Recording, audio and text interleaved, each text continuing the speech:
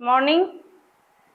আজকে তোমাদের যে বিষয়টা নিয়ে আলোচনা করব সেটা হচ্ছে তোমাদের কোর 10-এর অন্তর্গত মডিউল 6-এর মধ্যে পাবে। সেটা হচ্ছে ঔপনিবেশিক শাসনের বিরুদ্ধে যে সমস্ত কৃষক এবং উপজাতি বিদ্রোহ হয়েছিল সেই জায়গাটা নিয়ে আলোচনা করব। এখন সেই জায়গাটার মধ্যে স্পেসিফিক একটা বিষয় আজকের দিনের ক্লাসের আলোচনার অন্তর্গত। সে বিষয়টা হচ্ছে 1857 সালের মহাবিদ্রোহ। এখন এই মহাবিদ্রোহ জায়গাটাকে নিয়ে যদি আমরা আলোচনা করি, খুব ভালোভাবে বুঝতে চাই, তাহলে নিজেদের পড়ার সুবিধার্থে এই জায়গাটাকে আমরা কয়েকটা অংশে ভাগ করে নিয়ে পড়তে পারি। কিরকম? প্রথমেই হচ্ছে কোনো বিদ্রোহ এমন কোনো জিনিস নয় বা মজার জিনিস নয় যে আজকে ঘরে গেলাম বিদ্রোহ হয়ে গেল। বিদ্রোহ জিনিসটা হচ্ছে দীর্ঘদিন ধরে একটা ক্ষোভ, একটা অসন্তোষ বা ঝামেলা, যেটা আস্তে আস্তে আস্তে আস্তে পুঞ্জীভূত হতে হতে একটা সময় ব্লাস্ট হয়ে যায়। তো এটাও হচ্ছে একটা বিদ্রোহ, যে বিদ্রোহের নামের আগে আছে আবার মহা, মানে ঘটনাটা কিন্তু একটু ব্যাপক বা বিস্তৃত আকারেই আমাদেরকে পড়তে হবে। কি রকম জিনিস না, এই বিষয়টাকে নিয়ে যদি আমরা ক্লিয়ার কাট একটা ধারণা করতে চাই, তাহলে আমাদেরকে নিজেদের মতন করে একটু ভাগ করে নিতে হবে যে এই বিদ্রোহটা ঘটেছিল কেন, মানে তার কারণ। এই বিদ্রোহটা ঘটেছিল বা ছড়িয়েছিল কোন জায়গায়, মানে তার বিস্তৃতি। এই বিদ্রোহটা পরিচালনা করেছিলেন কারা, মানে কোন কোন অঞ্চলে কোন কোন নেতারা এটাকে পরিচালনা করলেন, মানে সোজা কথায় এর নেতা কারা ছিলেন, কোন কোন অঞ্চলে কোন কোন নেতাদের নাম আমরা জানবো। আর এই জায়গাটা সম্পর্কে কিভাবে পড়তে হয়, তাহলে এক হলো কারণ, দুয়ে হলো তার বিস্তৃতি, তিনে হচ্ছে তার নেতা, 4 নম্বরে এই বিদ্রোহটা ফলাফলটা কি হয়েছিল, এবং সব থেকে শেষে এই বিদ্রোহটার সব থেকে গুরুত্বপূর্ণ জায়গা হচ্ছে এই বিদ্রোহের চরিত্র বা প্রকৃতি, নেচারটা কেমন ছিল, কোন কোন ঐতিহাসিক এই বিদ্রোহটাকে কি শ্রেণীর অন্তর্ভুক্ত করেছেন না করেছেন সেই বিষয়। আজকের ক্লাসে মূলত তোমাদেরকে আমি যে জায়গাটা আলোচনা করব সেই জায়গাটা হচ্ছে এই বিদ্রোহটা ঘটেছিল কেন। নিশ্চয়ই এমন কিছু গুরুত্বপূর্ণ ঘটনা আছে এই বিদ্রোহটাকে নিয়ে যার জন্য এই বিদ্রোহটাকে তোমাদের সিলেবাসের অন্তর্ভুক্ত করা হয়েছে। এর আগে যখন তোমাদের আমি প্রিভিয়াস ক্লাসগুলো নিয়েছি, তখন তোমাদেরকে মুঘল শক্তির পতনের পরে ব্রিটিশরা কিভাবে ভারতবর্ষে এলো, সেই ব্রিটিশরা কিভাবে উড়ে এসে জুড়ে বসলো, বসার পরে কি করে তারা আঞ্চলিক বিস্তৃতি ঘটালো, কিভাবে নানান ক্ষমতা নিজেদের হাতে নিল, সমস্ত শ্রেণীকে আস্তে আস্তে করায়ত্ত করতে শুরু করলো, এই সমস্ত বিষয়গুলো কিন্তু আমরা দেখেছি। আজকে দেখব যে ব্রিটিশ শক্তির এমন কি আচরণ, যে আচরণের বিরুদ্ধে এই যে সমস্ত শক্তিগুলি আছে, সে কৃষক হোক, নানান উপজাতি শ্রেণী হোক, জমিদার শ্রেণী হোক, সাধারণ মানুষ হোক, সবাই ধীরে ধীরে এর প্রতি বিমুখ হচ্ছে। তাহলে একদম সোজাসুজি আজকের টপিকে যাই, 1857 সালে মহাবিদ্রোহের কারণ, এই বিষয়টা নিয়ে আগে আলোচনা করি। আধুনিক ভারতবর্ষের ইতিহাসে 1857 সালের বিদ্রোহের গুরুত্ব কতটা অপরিসীম, সেটাই বিদ্রোহের গভীরে গেলেই আমরা বুঝতে পারবো। এখানে বলা হচ্ছে যে পলাশির যুদ্ধের ঠিক পরবর্তী 100 বছর পরে এই যে বিদ্রোহটা হয়েছিল, এই বিদ্রোহের পেছনে একটা মূল কারণ ছিল, যেটা 1757 সালে পলাশির বিদ্রোহের পরেই ঠিক প্রতীত হয়ে গেছিল। ব্যাপারটা কি না, 1757 সালের পর থেকে 100 বছর পর 1857 সালে এই বিদ্রোহটা কিন্তু দেখতে পাওয়া যায়। তাহলে এই 1757 সালে যখন আমাদের পলাশির যুদ্ধ হচ্ছে, তারপরে ব্রিটিশ শক্তি ধীরে ধীরে নিজেদের ক্ষমতা করায়ত্ত করা শুরু করছে, এর পর থেকেই 100 বছরে ব্রিটিশ শক্তি প্রচন্ড পরিমাণে শাসন শোষণ চালিয়েছিল। এই শাসন শোষণ যা অপ্রতিহত গতিতে চলেছিল, এই শাসন শোষণের কিছু প্রতিক্রিয়াও কিন্তু এই বিদ্রোহটা ঘটানোর পিছনে একটা মূল কারণ হিসেবে কাজ করে। এছাড়া কি আছে, এই শাসন এবং শোষণের প্রতিক্রিয়া রূপেই কিন্তু ভারতবর্ষের বিভিন্ন অঞ্চলে ছোট বড় নানান রকমের উত্থান বা বিদ্রোহ বা বিপ্লব বা ঝামেলা, এগুলো কিন্তু লক্ষ্য করা যায়। ডক্টর শশীভূষণ চৌধুরীর যদি একটা বিখ্যাত বইয়ের নাম আমি বলি, যে civil rebellion in the Indian mutinies, এই গ্রন্থতে আমরা এই ঔপনিবেশিক শোষণের বিরুদ্ধে ভারতবর্ষের বিভিন্ন প্রান্তে ঘটা এই ধরনের অভ্যুত্থানগুলো সম্পর্কে কিন্তু আমরা বহু তথ্য পাই। এখন কি পাই, কি তথ্য পাই যে এই হঠাৎ এই বিদ্রোহগুলো হচ্ছে কেন বা এই ঝামেলাগুলো লাগছে কেন, যে যার জন্য আজকের এই বিদ্রোহটা 1857 সালের বিদ্রোহ এত বড় আকার ধারণ করলো। এখানে বলা হচ্ছে 1857 সালের সিপাহী বিদ্রোহের সঙ্গে জড়িত রয়েছে এই শতাব্দী ব্যাপী চলে আসা নানান রকমের পদানত শোষিত ভারতবাসীর বিক্ষোভ, বিদ্রোহ এবং আন্দোলন। এই যে ধীরে ধীরে ভারতবাসীর বিভিন্ন শ্রেণীর মধ্যে, সেই জমিদার হতে পারে, তালুকদার হতে পারে, কৃষক হতে পারে, আমাদের কাজ হারা শ্রমিক ব্যবসায়ী এরা হতে পারে, সিপাহীরা হতে পারে, এই সব শ্রেণীগুলোর ক্ষোভ যখন সংযোজিত হয়ে যাচ্ছে তখন সেটা রূপ নিচ্ছে মহাবিদ্রোহে। এখন আমরা দেখবে অনেক সময় এই বিদ্রোহটাকে ছোট থেকেই বলে আসি কি বিদ্রোহ হিসেবে, সিপাহী বিদ্রোহ হিসেবে। ছোট থেকে দেখবে আমরা অনেক জায়গাতে এটাকে আমরা বেশিরভাগ সিপাহী বিদ্রোহই বলি। এখন একে সিপাহী বিদ্রোহ বলা হচ্ছে, মহাবিদ্রোহ বলা হচ্ছে। এর মূল সূত্রপাত যদি বলি, মানে খড়ের গাদায় আগুনটিকে লাগিয়ে দিয়েছিল না সিপাহীরা লাগিয়েছিল, কিন্তু এর পরিস্থিতিটা, এই যে আগুনটা কতটা ছড়াবে বা কতটা দাউ দাউ করে জ্বলবে, এই ব্যাপারটা কিন্তু তৎকালীন পরিস্থিতি তথা ব্রিটিশদের এই শোষণের যে চরিত্র বা তাদের এই যে একটা মানে শোষণমূলক যে নীতি, এই ব্যাপারটা কিন্তু দায়ী। এখন আমরা যদি এই জায়গাটাকে আরেকটু স্পেসিফিক বা সহজভাবে বোঝার চেষ্টা করি তাহলে বলতে পারি যে এই সময়কারে শাসনকারী যে গোষ্ঠী বা ঔপনিবেশিক শক্তি, তাদের কিছু অর্থনৈতিক নীতি, তাদের কিছু রাজনৈতিক নীতি, তাদের দ্বারা নেওয়া কিছু ভূমি সংস্কার নীতি বা ভূমি সংস্কার পরীক্ষা নিরীক্ষা ব্যবস্থা, বা তাদের দ্বারা আমাদের মানুষকে বা আমাদের এখানকার মানুষদেরকে একটু নিচু চোখে দেখা, একটু বৈষম্যমূলক মানে টেন্ডেন্সি রাখা, এই ব্যাপারগুলো কিন্তু একসাথেই জড়িয়ে ছিল এই ব্যাপারটার পেছনে। একদম ডাইরেক্ট যদি আমরা কারণে চলে যাই, মানে একদম ডাইরেক্ট আমরা ওই জায়গাতেই ঢুকছি যে এই বিদ্রোহটা কেন ঘটলো, তাহলে একদম সোজা এখানে দেখা যাচ্ছে যে এই বিদ্রোহের কারণ কিন্তু কোনো একটি নয়। বলে দিতে পারি না যে অমুক কারণে এটি হয়েছিল, এনফিল্ড রাইফেল প্রবর্তন হয়েছিল তাই হয়েছিল, প্রচন্ড পরিমাণে ব্রিটিশরা আমাদের এখানে শোষণ চালিয়েছে তাই হয়েছে, এটা বলা যায় না। তাহলে অনেক কারণ যখন বলছি, তার মানে সেই অনেক কারণগুলো কিন্তু আমাদেরকে ধীরে ধীরে জানতে হবে। খুব সহজ বিষয়, যে বিষয়গুলো আমাদেরকে ধীরে ধীরে একটা একটা টপিক ধরে ধরে যদি পড়ি তাহলে বোঝাটা সহজ হবে। কিরকম দেখো কি বলা হচ্ছে, কোনো বিদ্রোহই একটি বিশেষ কারণে ঘটে না, যেটা আমি শুরুতেই বললাম যে দীর্ঘদিনের পুঞ্জীভূত বেদনায় ধীরে ধীরে বিদ্রোহের আকার নেয়।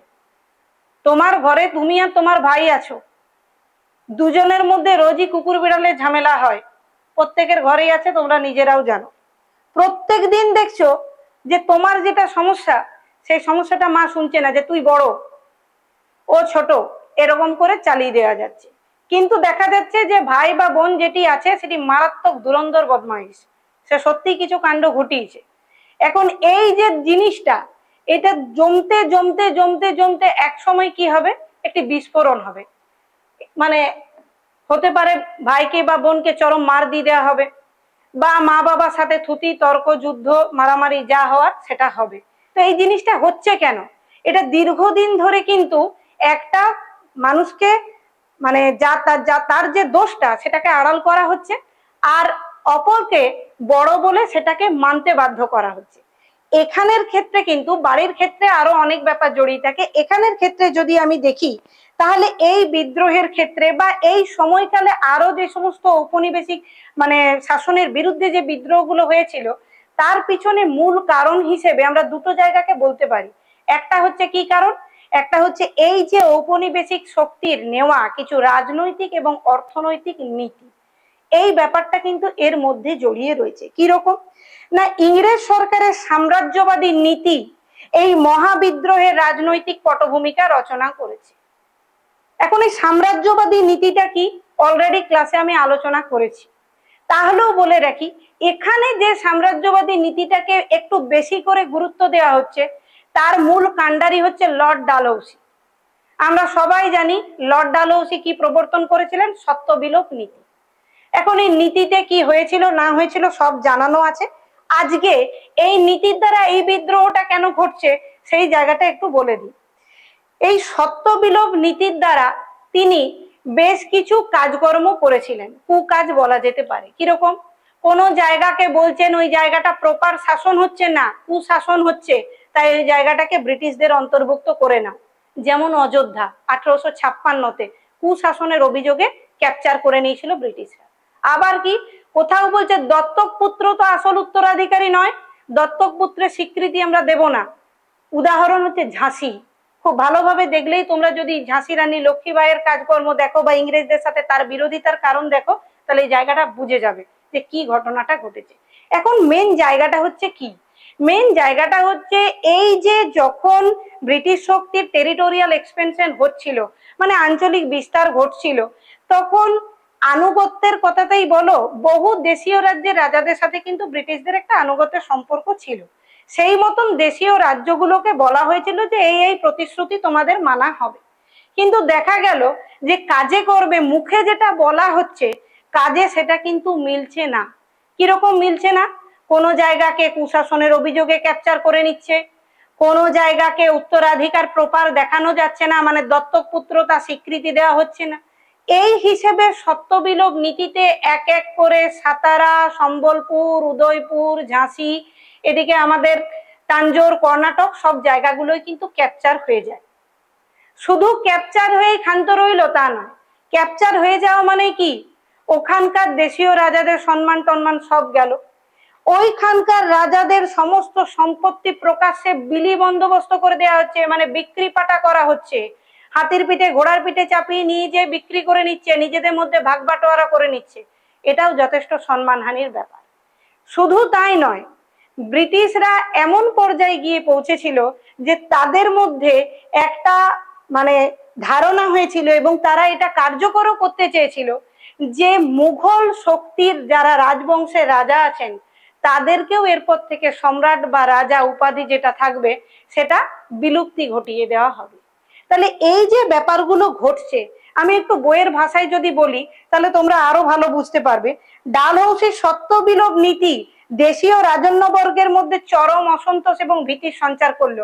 ভীতি তো হবেই, আজ আমার জায়গাটা দখল হচ্ছে, পরের দেশীয় রাজার ভয় থাকবে যে তার জায়গাটাও কখন কি অজুহাতে দখল করে নেয়, ভয় তো একটা থাকারই কথা। এখন কোম্পানি দেশীয় রাজাদের যে প্রতিশ্রুতিগুলো দিয়েছিল সেই একটা প্রতিশ্রুতিও রাখা হয়নি।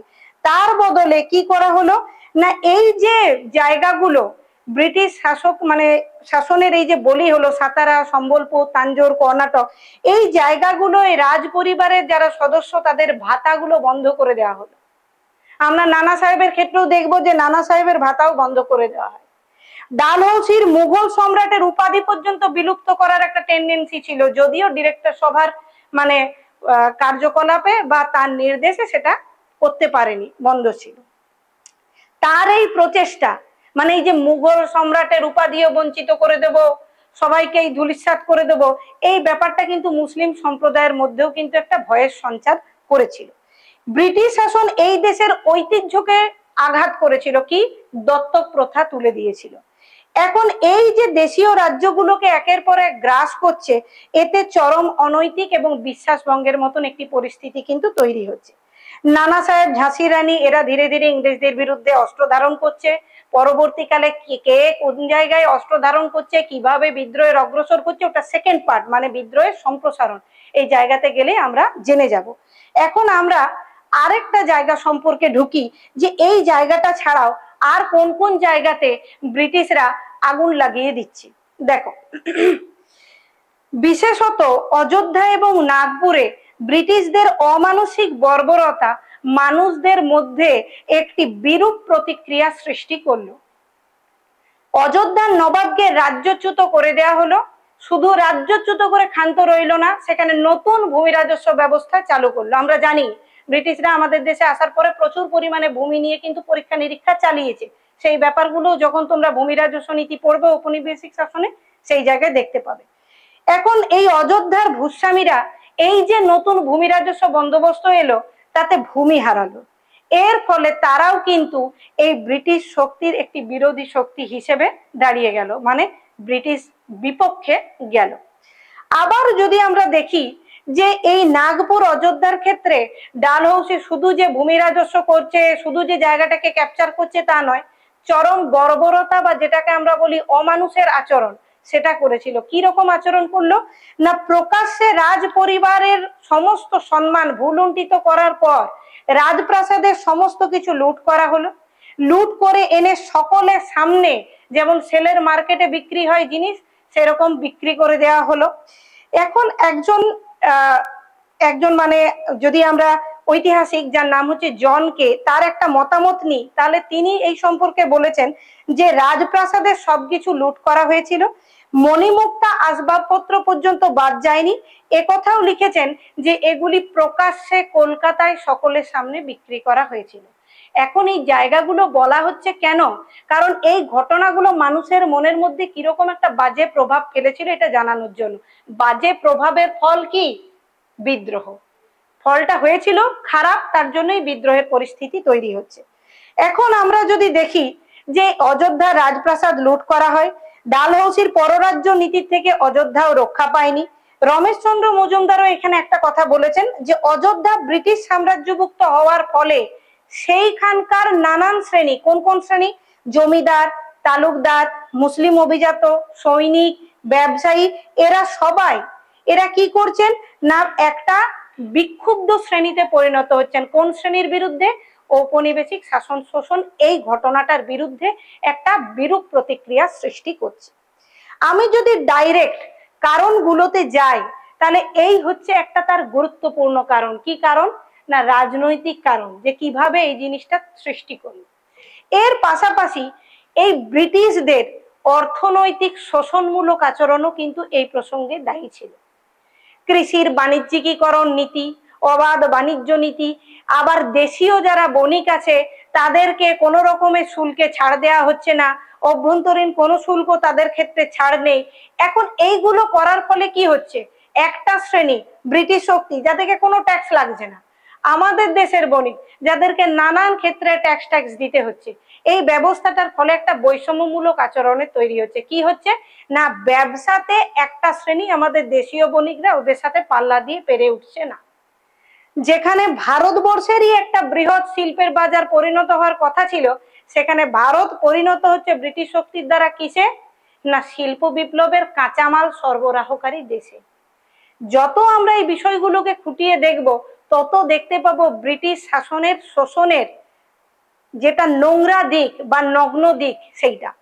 একদম ডাইরেক্ট যদি আমরা কারণে যাই, পরপর কারণগুলো দেখি, তাহলেই দেখতে পাবো যে 1856 সালে অযোধ্যা প্রদেশটিকে ব্রিটিশ সাম্রাজ্যের অন্তর্ভুক্ত করে নেওয়ার ফলে বহু তালুকদার তাদের সম্পত্তি হারান।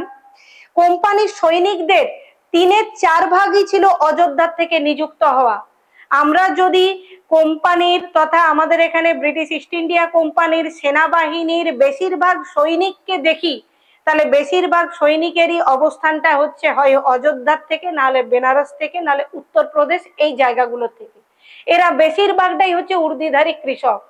এখন নিজেদের আত্মীয়দের বা নিজেদেরই জমি হারাচ্ছে, ভূমি হারাচ্ছে, এই ব্যাপারটা কিন্তু তারা খুব ভালোভাবে মেনে নিতে পারেনি। ব্রিটিশরা দেশীয় রাজাদের কর্তৃত্ব অনেকাংশেই হ্রাস করে দেন, তাদের ভাতা পেনশন বন্ধ করে দেন। এটাও কিন্তু এই বিক্ষুব্ধ আচরণের বা ব্রিটিশ বিরোধী একটা মনোভাবের পেছনে মূল কারণ। সত্যবিলোপ নীতি অনুসরণ করে ব্রিটিশরা বহু মৃত রাজার পালিত পুত্রদেরকে দত্তক যারা ছিল তাদেরকে উত্তরাধিকার হিসেবে মানতে চায়নি, সেই জায়গাগুলো ক্যাপচার করে নিয়েছিল।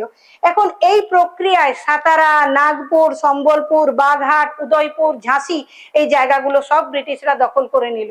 দখল যেমন করে নিল তেমনি বিরূপ প্রতিক্রিয়াও তৈরি হলো। ভারত থেকে অর্থের নির্গমন, যেটা আমরা 1757 পলাশির পর থেকেই দেখি, এইটা নিয়ে আমাদের একটা গুরুত্বপূর্ণ টপিক আছে যে পলাশি লুণ্ঠন, সম্পদের নির্গমন তত্ত্ব। দেখতে পাবে কি প্রচুর পরিমাণে নানান খাতে এখান থেকে টাকা নিজেদের দেশে নিয়ে গেছে ব্রিটিশরা, নানান খাতে। তো এই যে প্রচুর পরিমাণে অর্থ ভারত থেকে বেরিয়ে যাচ্ছে, কৃষির বাণিজ্যিকীকরণ করছে, অর্থকরী ফসলেই শুধু চাষ করতে হবে, তারপরে উন্মুক্ত বাণিজ্য নীতি, এই সবের ফলে ভারতবর্ষের অর্থনীতি দারুণভাবে কিন্তু প্রভাবিত হচ্ছে। একই সঙ্গে এর ফলে যারা দেশীয় বণিক আছে তাদের নানান খাতে শুল্ক ছাড় না থাকায় তারা কিন্তু এই অসম বাণিজ্যটাতে আর পেরে উঠতে পারছে না। একইভাবে আমরা শিল্পের ক্ষেত্রেও তাই দেখব। শিল্পের ক্ষেত্রেও যদি দেখি তো শিল্পের ক্ষেত্রেও সেই একইভাবে ভারতবর্ষের এই যে একদম প্রাচীন কুটির শিল্প এগুলো ধ্বংস হওয়ার পিছনেও কিন্তু এদেরই অসম নীতি। যদি আমরা এখানটা একটু ভালো করে দেখি তাহলে দেখবো যে ইংরেজদের শোষণমূলক শিল্পনীতির ফলেই কিন্তু ভারতের গ্রামীণ সমাজে কৃষি এবং কুটির শিল্পের ওপরে প্রতিষ্ঠিত অর্থনৈতিক ব্যবস্থা হুড়মুড়িয়ে পড়ে। হাজার হাজার শিল্পী কারিগর সব বেকার হয়ে যায়। জীবিকা নির্বাহের জন্য তাহলে চাপ দিল কোথায়? যদি কাজ হারায় মানুষ চাপ দেবে কোন জায়গায়? জমিতে। জমিতে ভিড় করা শুরু করলো। ভারতে শিল্প বিপ্লব হওয়ার জায়গায় ভারতই পরিণত হলো পণ্য সরবরাহকারী বা কাঁচামাল সরবরাহকারী দেশে। দেশীয় বণিকদের বিনা শুল্কে বাণিজ্যের অধিকার না থাকায় তারা এদের সাথে মানে এই বিদেশি বণিকদের সাথে আর পেরে উঠতে পারলো না। এছাড়াও আমরা যদি দেখি এই সময় যখন আমি উল্লেখ করলাম যে ভারতবর্ষে এই সময় জমির ক্ষেত্রে ঔপনিবেশিক শক্তির নানান রকমের ভূমি কেন্দ্রিক পরীক্ষা নিরীক্ষা চালিয়েছে, তার মধ্যে একটা অন্যতম জায়গা ছিল চিরস্থায়ী বন্দোবস্ত। আমরা সবাই এর নাম জানি। এখন এই চিরস্থায়ী বন্দোবস্ত প্রবর্তিত হওয়াতেও কিন্তু কৃষক এবং সাধারণ প্রজা যারা তারাও কিন্তু এই জমিদার তালুকদার এদের হাতে পড়ে কিন্তু অত্যাচারিত হয়েছিল। শুধু তাই নয়, চিরস্থায়ী বন্দোবস্তের জায়গা যদি তোমরা দেখো, এই বন্দোবস্তের একটা মূল গুরুত্বপূর্ণ বৈশিষ্ট্য ছিল যে বছরের একটি নির্দিষ্ট দিনে সূর্যাস্তের আগে যে নির্দিষ্ট পরিমাণ রাজস্বটা স্থির হচ্ছে সেটা জমিদার কি করবেন? ব্রিটিশ শক্তিকে মিটিয়ে দেবেন। না মেটাতে পারলে কি হবে? তার জমিদারিটা বাজেয়াপ্ত করা হয়ে যাবে। এর ফলে প্রচুর জমিদার দেখা যায় নিজেদের জমিদারি হারায়। শুধু হারায় তা নয়, এই হারানোর সাথে সাথে এই সময় কিন্তু আরো একটা নূতন অভিজাত শ্রেণীর জন্ম হচ্ছে। কিরকম না, ব্রিটিশ শাসন ব্যবস্থায় জমির ওপরে ব্যক্তিগত মালিকানা তথা জমি কেনা বেচার অধিকার প্রতিষ্ঠিত হয় একটি নতুন জমিওয়ালা অভিজাত শ্রেণীরও জন্ম হয়।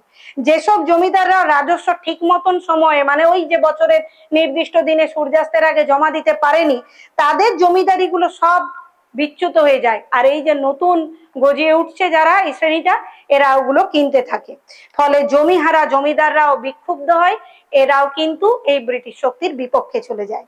1813 চার্টারের আইনের পর থেকে দেখা যায় বহু খ্রিস্টান মিশনারি আমাদের দেশে আসছে, খ্রিস্টান ধর্ম প্রচার করছে।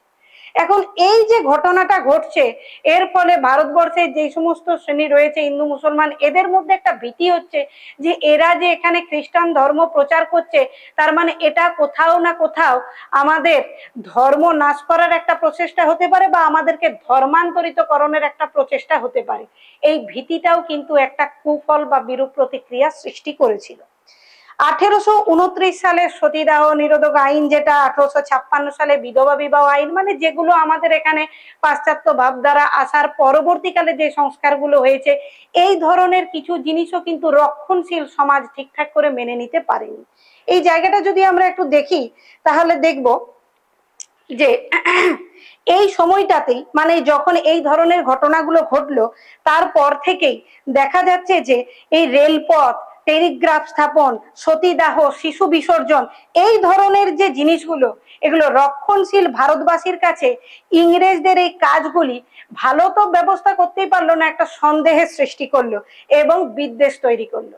সেই একইভাবে খ্রিস্টান মিশনারিরা যে আসছে এসে ধর্ম প্রচারের ব্যবস্থা করছে, এটাও কিন্তু ধর্মান্তরকরণের একটা ভীতি তৈরি করলো, যা কিন্তু ব্রিটিশ শক্তির বিরুদ্ধে একটি বিরূপ প্রতিক্রিয়া সৃষ্টি করেছে। এরপরে আমরা মূল জায়গায় যাই, যাকে নিয়ে এই বিদ্রোহটাকে আমরা সিপাহী বিদ্রোহ বলি। মানে মূল অংশ হচ্ছে সিপাহীদের অসন্তোষ।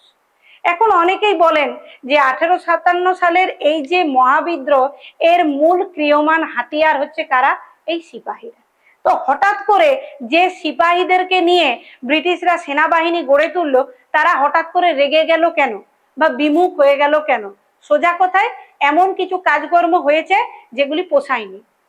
যেমন কি, অনবরত যোগ্যতা থাকা সত্ত্বেও উচ্চ পদ না পাওয়া, প্রপার খাবার না পাওয়া, কাজের পরিবেশটা অত্যন্ত নিম্নমানের একটা পরিবেশ থাকা, যখন তখন বাইরে সমুদ্র পার হয়ে যাওয়া, যেটা ভারতবাসীদের মনে ধর্ম নাশ হয়ে যাওয়ার একটা ভয় তারা পেত, সেই জিনিসগুলো ঘটানো, এই ব্যাপারগুলো কিন্তু একটা মারাত্মক আকার ধারণ করেছিল। একটু বিস্তারিতভাবে এই জায়গাটা আলোচনা করি, তাহলে বুঝতে পারবে। মহাবিদ্রোহের কারণ আলোচনার সময় যে বিষয়টি সবচেয়ে গুরুত্বপূর্ণ, সেটা হচ্ছে সিপাহীরা এই বিদ্রোহ প্রথম শুরু করে। ইংরেজরা সিপাহীদের পাশ্চাত্য রণকৌশলে শিক্ষিত করে তাদের সাহায্যেই সমগ্র ভারতবর্ষে ব্রিটিশ শক্তির জাল বিস্তার করতে চেয়েছিল। অথচ এই শ্বেতাঙ্গ সৈনিকদের তুলনায় তাদেরকে কিন্তু নিচ নজরে দেখা হতো, পয়সা পাতি দেওয়া হতো না। একটা মানুষ কাজ করবে, কাজের এন্থু আসবে কোথা থেকে, তার দিকটাও তো দেখতে হবে। তাকে ক্রমাগত নিচু করা হচ্ছে, তাকে কোনো রকমের প্রমোশন দেওয়া হচ্ছে না, সে একটা বাজে পরিবেশে কাজ করছে। তার সাথে যেটা সব থেকে গুরুত্বপূর্ণ জায়গা, তাদের ধর্মীয় ভাবাবেগে এবং সংস্কৃতিতে আঘাত করা হচ্ছে। কিরকম বিষয়টা, বাংলা আর্মির বেশিরভাগ সৈনিকই নিযুক্ত হতেন কিন্তু অযোধ্যা, বেনারস এবং উত্তর পশ্চিম প্রদেশ বা উত্তরপ্রদেশ, এই জায়গাগুলো থেকে। এখানকার সৈনিকদের বা এখানকার মানুষদের মধ্যে একটা ব্যাপার ছিল, এরা প্রচন্ড পরিমাণে জাত বর্ণ কেন্দ্রিক একটু রক্ষণশীল মাইন্ডের হতো। এখন এদের থেকে বেশিরভাগটাই আসতো ওই ভূঁইয়া ব্রাহ্মণ এই জায়গাটা থেকে। এদেরকে ভেতরের যে সমস্ত ধর্মীয় রীতিনীতিগুলো চলছে, যেমন ধরো কেউ পাগড়ি পরে, কেউ মাথায় তিলক কাটে, বলছে এগুলো করা চলবে না, এই জিনিসগুলো কিন্তু তাদের ধর্মীয় ভাবাবেগে আঘাত করে, তারাও বিমুখ হতে শুরু করে। তার সাথে সমুদ্রে পাড়ি দেওয়া হিন্দু ধর্মে পাপ কাজ বলে গণ্য করা হতো। তখন দেখা যাচ্ছে হিন্দু সৈনিকদেরকে কখনো আফগান প্রদেশে যুদ্ধ করতে পাঠাচ্ছে, কখনো ব্রহ্মদেশে যুদ্ধ করতে যাচ্ছে, কখনো চীনে যুদ্ধ করতে পাঠানো হচ্ছে। তাহলে যখনই এগুলো করছে তখনই আমরা বিদেশ মানে কি বলি, যে 7 সমুদ্র 13 নদী পার, মানে সেই সমুদ্র পার হয়ে যাওয়া, এটা অত্যন্ত তাদের কাছে একটা মানে ধর্মচ্যুত হয়ে যাওয়ার ব্যাপার হিসেবে গণ্য হতো। দেশীয় সৈনিকদের বেতন ছিল এই ব্রিটিশদের থেকে কিন্তু অনেক কম। এখন দেখা গেল যে পয়সাও নেই, আবার যোগ্যতা আছে তো প্রমোশনও নেই। কিন্তু যদি আমি সংখ্যার বিচারে দেখি, তো 60 থেকে 70% সৈনিকই কিন্তু এই ব্রিটিশদের যে আর্মি বাহিনী, তার বেশিরভাগটাই হচ্ছে আমাদের এই অযোধ্যা এই সমস্ত জায়গা থেকে আসা, মানে ভারতীয় সেনা নিয়ে গঠিত। তো কি লাভটা, এত যোগ্যতা থেকে লাভটা কি, যদি প্রপার তারা কোনো রকমের সুযোগ সুবিধা না পায়। এখন দেখা হচ্ছে একটা পরিসংখ্যান দিচ্ছে যে সৈন্য খাতে মোট বরাদ্দের 57.5%-এরও বেশি টাকা খরচ করা হতো শ্বেতাঙ্গ সৈনিকদের প্রতি, যেখানে তাদের সংখ্যাটা 20%-এর মতো। আর 80% হচ্ছে আমাদের দেশীয় সৈনিক, তাদের প্রতি বরাদ্দের পরিমাণ হচ্ছে ঘন্টা কিছুই নেই। তাহলে এই ব্যাপারগুলো কিন্তু একটা ঝামেলা তৈরি করছে। এর সাথে দেখা যাচ্ছে ভারতীয় একজন পদাতিক সৈনিক পাচ্ছে 7 টাকা, আর একজন অশ্বারোহী সৈনিক পাচ্ছে 27 টাকা। সেই টাকাতে শুধু যে ঘর চালাবে তা নয়, সেই টাকাতে খাবার নেবে, রেশন নেবে, উর্দি কিনবে, সমস্ত খরচ এটা তারা ওই টাকার মধ্যেই ব্যয় করবে। তাহলে জীবন ধারণের জন্য বেঁচে থাকছে তাদের ক্ষেত্রে কখনো 1 টাকা, কখনো 2 টাকা, কখনো 3 টাকা, এই টাকাটা মানে সোজা কথায় খুব অল্প পরিমাণ টাকা তারা বাঁচাতে পারছে। এই ব্যাপারগুলো কিন্তু ভয়ানক একটা বিরূপ প্রতিক্রিয়া সৃষ্টি করলো তথা বিদ্রোহের পটভূমি তৈরি করলো। 1856 সালে লর্ড ক্যানিং এর পাস করা জেনারেল সার্ভিস এনলিস্টমেন্ট অ্যাক্ট, এটা অনুযায়ী সৈন্যদেরকে বলা হলো যে তোমাদেরকে বিদেশে গিয়ে কাজ করতে হবে এবং এটা বাধ্যতামূলক। এখন এই বিদেশে যুদ্ধ করতে গেলে এক তো সমুদ্র পারের ভয়, 2 নম্বরে আমরা যেটাকে বলি একটু ইনসেন্টিভ পেলো, একটু টিএ পেলো, মানে এই যে বাইরে যাচ্ছে একটু বাড়তি ভাতা পেলো, বাড়তি টাকা পেলো, কিচ্ছু না, বিগ জিরো, কোনো টাকা পয়সা কিছুই দেওয়া হতো না, শুধু খাটানো হতো। আর কথায় কথায় নিগার, নেটিভ এই ধরনের বাজে কথা বলা হতো, যেটা একটা মানুষের মনোবলও ভেঙে দিচ্ছে, কাজ করার এন্থুও হারাচ্ছে, সোজা কথায় একদম বিপক্ষে নিয়ে যাচ্ছে। মহাবিদ্রোহের তাৎক্ষণিক কারণ বা প্রত্যক্ষ কারণ যেটা সবাই জানো, ছোটবেলা থেকে জেনে এসছো, এনফিল্ড রাইফেল প্রবর্তন। এই জিনিসটি কি না, একটা রাইফেলে সেই সময় গুজব উঠছে যে এই রাইফেলটার যে কার্তুজটা আমরা এখানে ভরছি, যে সেই টোটাটা মুখে করে কাটতে হয় তারপরে ভরতে হয়, তো এইটা এই যে চামড়াটা দিয়ে ঢাকা থাকে, এই চামড়াটা হচ্ছে কেউ বলে গরুর, কেউ বলে শূকরের চর্বি দিয়ে তৈরি। এখন গরু আর শূকরের চর্বির এই যে তত্ত্বটা, এটা কিন্তু হিন্দু আর মুসলমানের ক্ষেত্রে কিন্তু ধর্মন্যাসের একটা ব্যাপার হয়ে দাঁড়ালো। তাহলে এখন আমরা যে জিনিসটা দেখলাম যে এনফিল্ড রাইফেল প্রবর্তনের জিনিসটা কি হচ্ছে, এইরকম একটা পরিস্থিতি যখন চারদিক থেকে ঝামেলা, কখনো জমিদার শ্রেণীর ঝামেলা হচ্ছে, সাধারণ মানুষ, খেটে খাওয়া মানুষ যারা জমি হারাচ্ছে তাদের সমস্যা হচ্ছে, সৈনিকদের নানা সমস্যা হচ্ছে, এই পরিস্থিতিতে যোগ্যতে বা আগুনে ঘি ঢেলে দিল এই এনফিল্ড রাইফেলকে কেন্দ্র করে ঘটে যাওয়া গুজব। ব্যাপারটা কি, এইরকম পরিস্থিতিতে এনফিল্ড রাইফেলের প্রবর্তন ঘৃতাহুতির কাজ করে। সোজা কথায় মানে আগুনে আরো ঘি দিয়ে দিচ্ছে, ফলে আগুনটা আরো দপ করে জ্বলে উঠছে। দেখবে আমাদের মাঝে মাঝে যখন যজ্ঞ হয় এই ব্যাপারটা আমরা দেখি, এবং এটাকেই বলা হচ্ছে বিদ্রোহের প্রত্যক্ষ কারণ। কি জিনিসটা কি, এই রাইফেলের কার্তুজ দাঁত দিয়ে কেটে বন্দুকে পুড়তে হতো। সিপাহীদের মধ্যে একটি গুজব ছড়ালো যে গরু এবং শুয়োরের চর্বি মিশ্রিত এই কার্তুজ প্রচলনের দ্বারা ইংরেজরা ইচ্ছাকৃতভাবে হিন্দু এবং মুসলমান সম্প্রদায়ভুক্ত সৈনিকদের ধর্ম নাশ করার চক্রান্ত করেছে। ধর্ম জিনিসটা খুব জটিল এবং গোলমেলে জিনিস এবং খুব ইম্পর্টেন্ট জিনিস। এই জায়গাটাতে কেউ যদি খুঁচিয়ে দেয় তাহলে মারাত্মক বিপদ ঘটে যেতে পারে। ইতিহাসে বহু সাক্ষী রয়েছে, শুধু এই ধর্মকে কেন্দ্র করেই কিন্তু ঝামেলা ঘটে গেছে। কার্তুজ ব্যবহার যে শুধুমাত্র সেনাবাহিনী নয়, সমগ্র ভারতীয় হিন্দু এবং মুসলমান জনগণের কাছে ব্রিটিশরা তাদের ধর্মনাশ করার একটা চক্রান্ত হিসেবে দিয়েছে, এই ব্যাপারটা নিয়ে কিন্তু একটা দারুণ রকমের সরগরম, মানে একটা জলঘোলা টাইপের হতে থাকলো। এই সময় উইলিয়াম এডওয়ার্ড, যিনি ছিলেন বদাউন প্রদেশের মানে রোহিলখণ্ডের জেলা শাসক, তিনি বলেছেন এই সময়কার ঘটনা ভালোভাবে পরিপ্রেক্ষিতে তিনি একটা কথা বলেছেন যে আমি অত্যন্ত গুরুত্ব সহকারে এই বিশ্বাস ব্যক্ত করতে পারি যে আমাদের সৈন্যবাহিনীর কাছে এই কার্তুজ ভীতি তাদের বিক্ষোভের সবচেয়ে গুরুত্বপূর্ণ কারণ। কথাটা কে বলছে?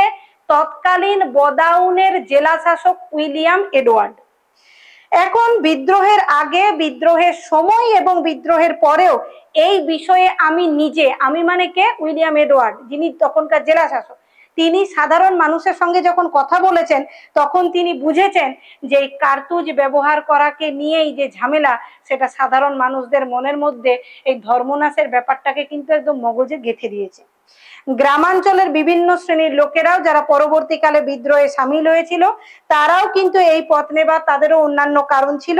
1857 সালের 29শে মার্চ ব্যারাকপুরে সেনা ছাউনিতে মঙ্গল পাণ্ডে নামক জনৈক সৈনিক বিদ্রোহ ঘোষণা করলেও এই বিদ্রোহের মূল কেন্দ্র ছিল মিরাট।